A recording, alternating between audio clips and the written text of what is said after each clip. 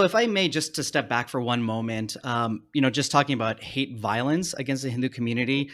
I mean, we can first of all go back to the early 1900s and some of the anti-Hindu, anti-Indian laws that were instituted in the country, particularly states like Washington, in California. You had the Bellingham riots in the state of Washington. You fast forward to the 1980s, and you had the horrific Dotbuster gangs that were terrorizing the Hindu community in New Jersey.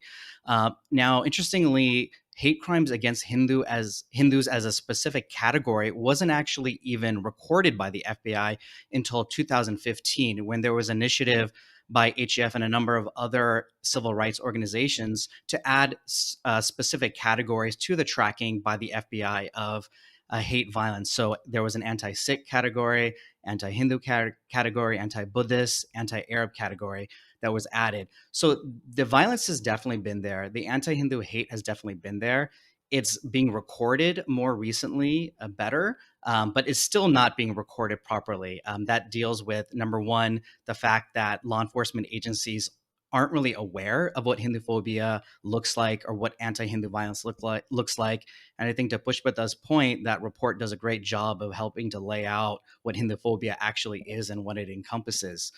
Um, and if you look at how other communities are viewing some of the recent violence, I think it's not that they may look at this as lesser than. I think they just haven't been aware of it. And there have been killings, murders of Hindus. Srinivas Kuchibhotla a few years ago was killed in Kansas. So we see violence committed, severe violence committed against Hindus, and a track record of that. So I wouldn't say that people view it as less than. I think they just not are not as aware of it, and how it's happening.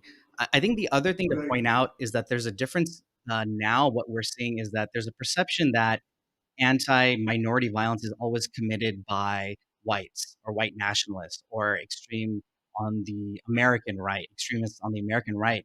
But what we're seeing now is there's a trend of violence being committed from those that are within the larger Indian subcontinental diaspora. So the Khalistani groups have become more active. Both the Queen's Temple attack as well as the Fremont incident were committed ostensibly by pro-Khalistani activists. So that's, I think, another important trend to keep in mind in terms of how the violence, what we see of the violence today.